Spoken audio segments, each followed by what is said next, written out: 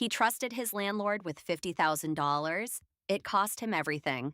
A handshake and $50,000. That's all it took to turn a business partnership into a courtroom war. For nearly 6 years, the contractor and the landlord had operated something closer to a friendship than a professional arrangement.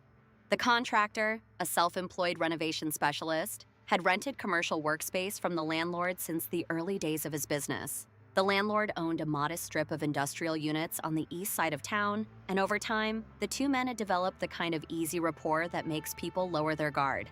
They shared coffee on Friday mornings. They attended each other's family events. When the landlord's youngest daughter got married in the spring of one particular year, the contractor was seated at the head table, which made what came next all the more painful. In March of that same year, the landlord approached the contractor with a problem.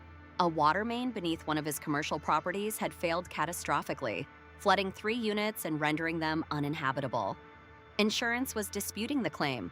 The repairs needed to begin immediately, or the landlord stood to lose his lease agreements with 2 long-term tenants. He needed $50,000 fast, and the banks weren't moving quickly enough.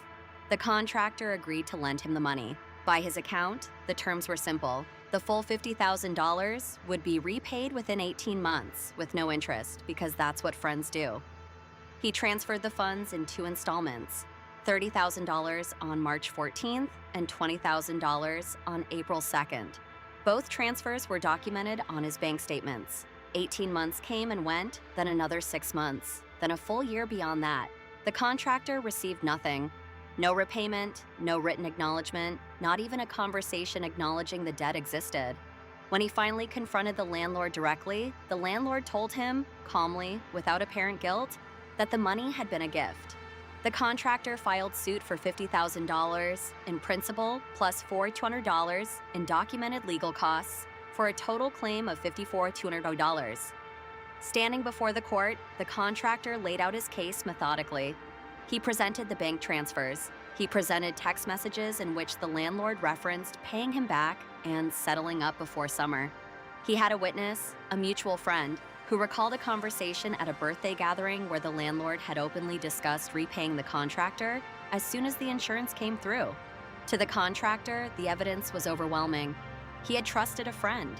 That trust had been exploited. The landlord's defense was not without its own logic. His attorney argued that the financial relationship between the two men had always been informal and reciprocal. Over the years, the landlord had given the contractor preferential rental rates, at times charging him 40% below market value. When the figures were calculated across 6 years, the landlord's legal team presented a compelling spreadsheet. The accumulated rental discount amounted to $61,400. The landlord's position was that the $50,000 had been mutually understood as a balancing of accounts, a gift in return for years of generosity. He wasn't a thief. He was a man who thought a debt had already been paid in another currency. Then came the text messages the contractor hadn't submitted. During cross-examination, the landlord's attorney introduced a series of messages from a thread the contractor had not included in his evidence package. In one exchange, sent just 2 weeks before the first transfer, the contractor had written, "Consider it my way of saying thank you for everything you've done for me. Just don't make me regret it." The landlord had responded, "You're a good man. I won't forget this." The contractor argued context, that the message reflected gratitude for the friendship, not an intention to forgive the debt, but the damage was visible on his attorney's face. The judge deliberated for 3 days. Her ruling was precise and, to both parties, unexpected. She found that the $50,000 transfers were made with a reasonable expectation of repayment.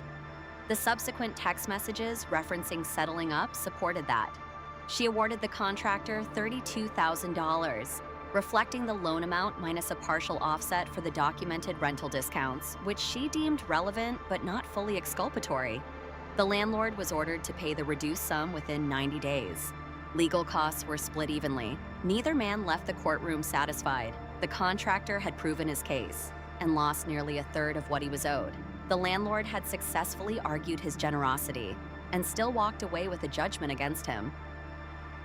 They have not spoken since. The contractor relocated his business to a new workspace across town. The landlord sold 2 of his industrial units the following winter. The mutual friend who testified stopped returning both of their calls. The judge had split the difference between loyalty and law, and in doing so, she may have destroyed more than either man expected to lose. Which raises the question worth sitting with: when a friendship becomes a transaction, who decided to make it one first?